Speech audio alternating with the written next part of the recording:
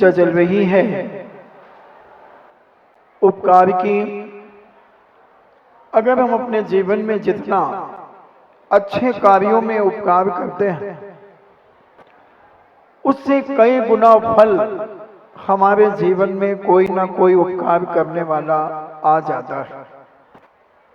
तो उपकार हमारे जीवन में और पर व्यक्ति के जीवन में बहुत लाभदायक हुआ करता है।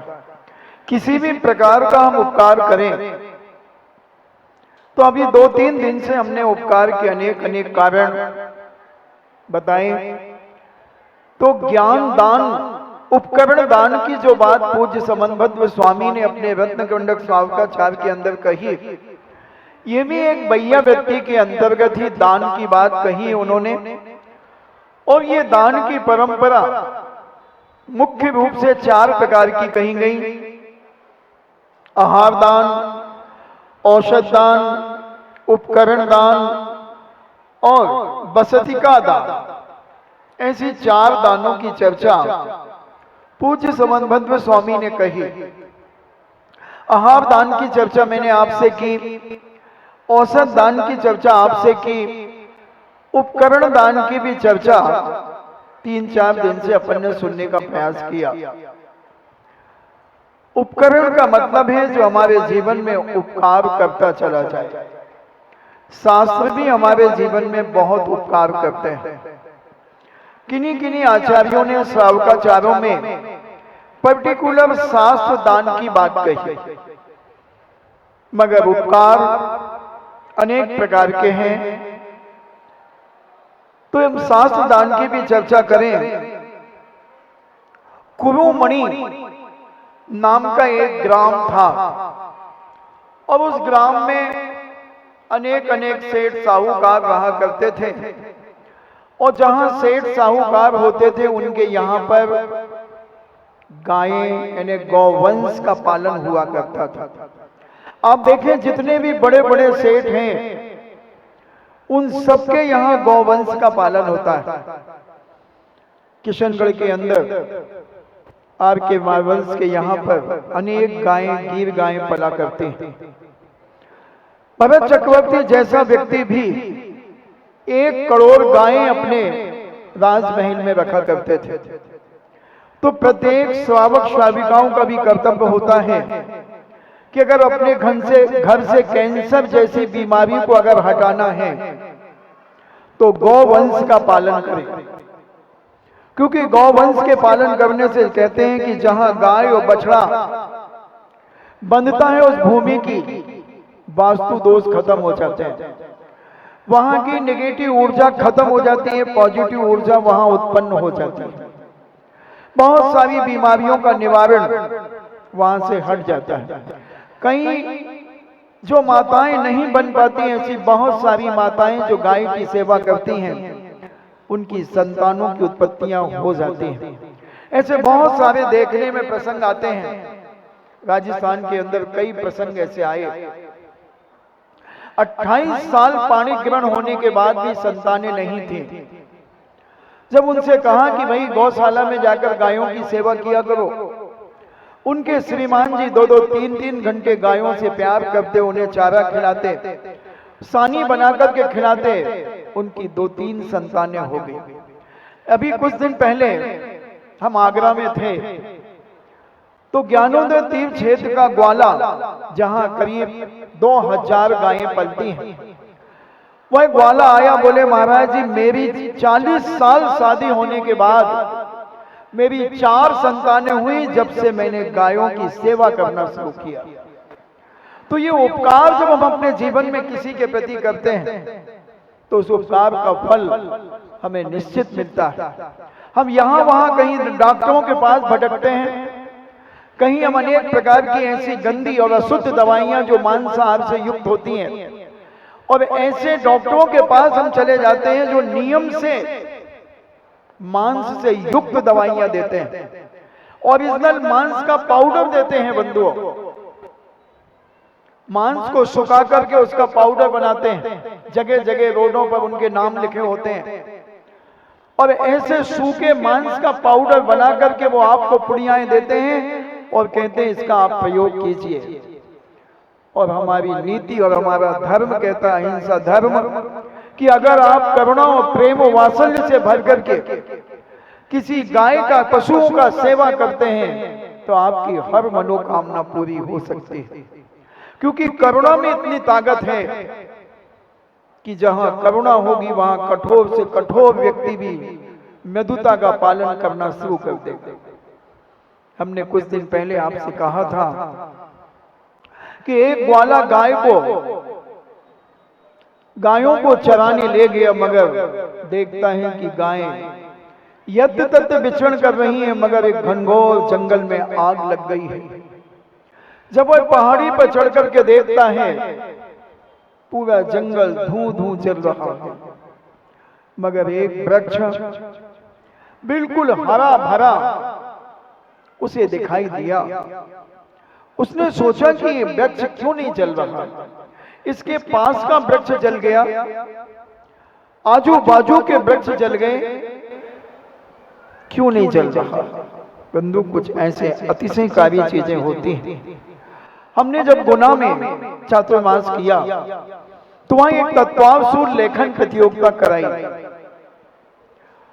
और तत्वावसूर लेखन प्रतियोगिता जब कराई तो उस ग्रंथ को हमने बहुत अच्छे ढंग से पैक करके हम देते हैं, और उस परिवार के अंदर वह ग्रंथ रखा था।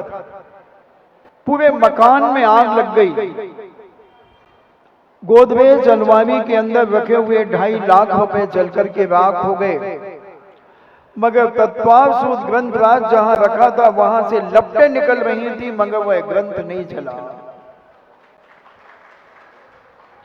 ऐसे कुछ अतिशय अनेक अनेक प्रकार के अतिशय हुआ करते हैं।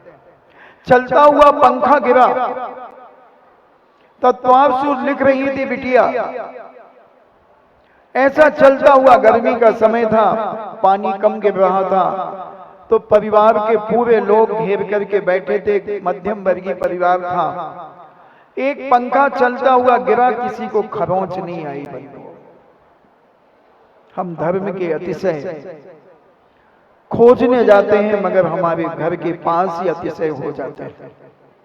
उपकार करने का परिणाम, जब सेवा करने का परिणाम आता है जिनवाणी का, तो इससे महान ज्ञानावर्णी कर्म का बंध होता है। बंधु, हम देख रहे हैं दमोह मंदिर के, नन्हे मंदिर की जिनवाणियों की स्थिति कैसी पड़ी हुई है। आप देखें जरा, कोई उन्हें संभालने वाला नहीं है।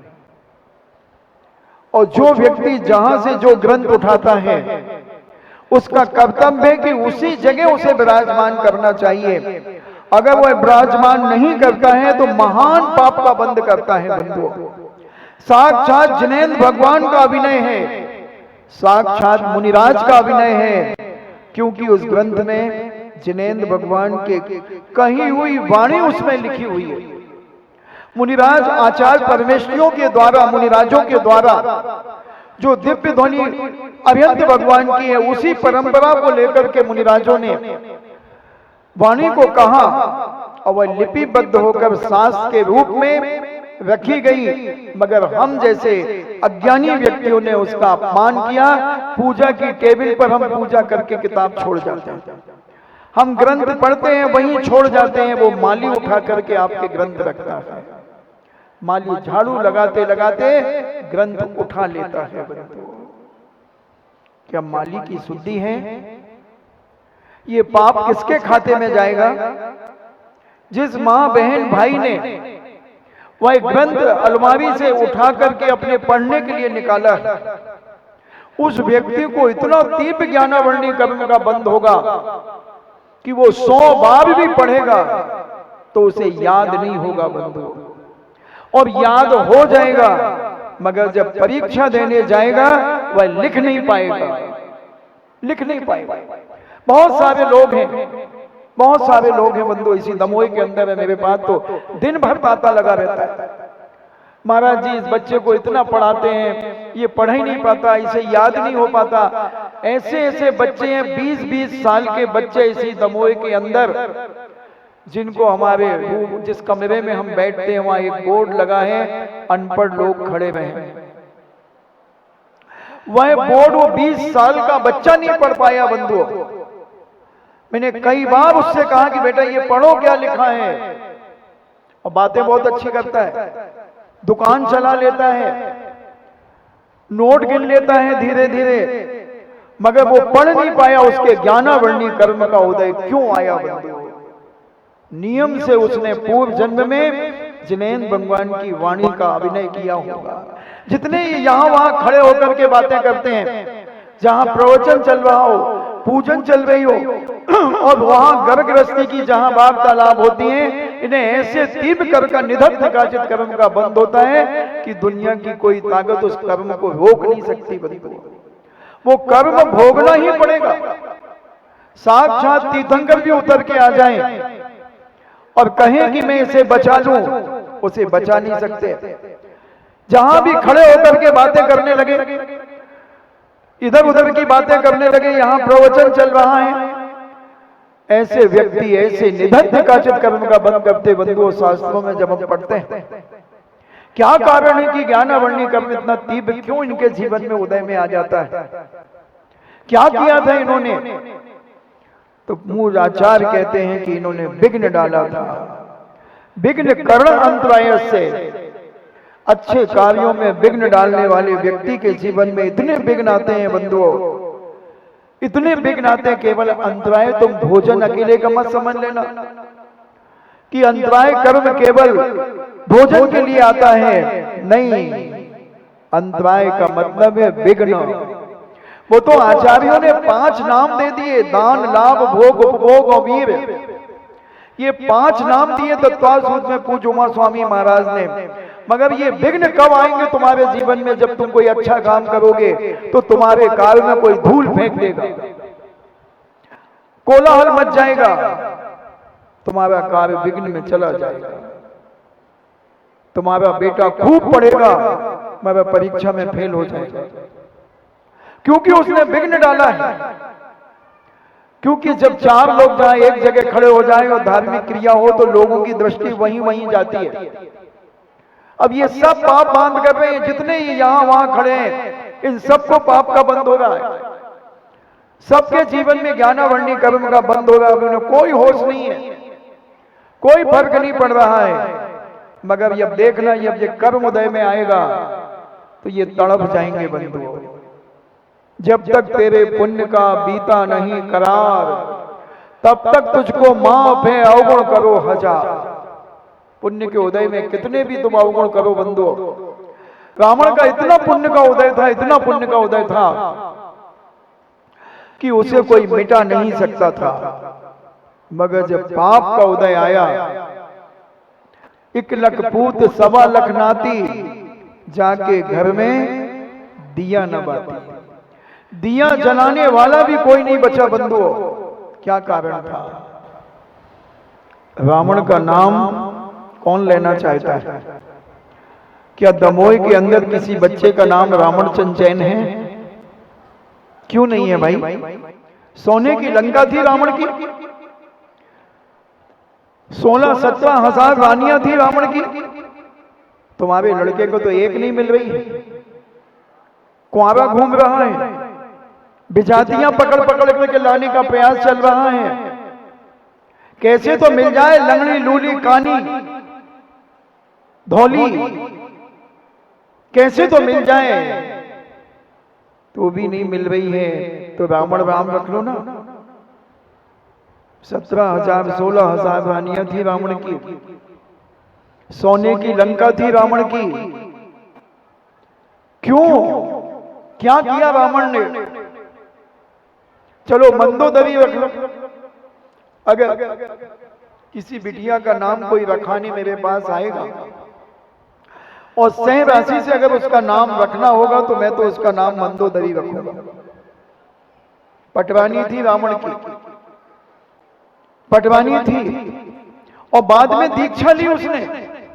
रावण के मरने के बाद 48,000 महिलाओं के साथ में मंदोदरी आदि ने दीक्षा ली बंधु, आविका बनी है।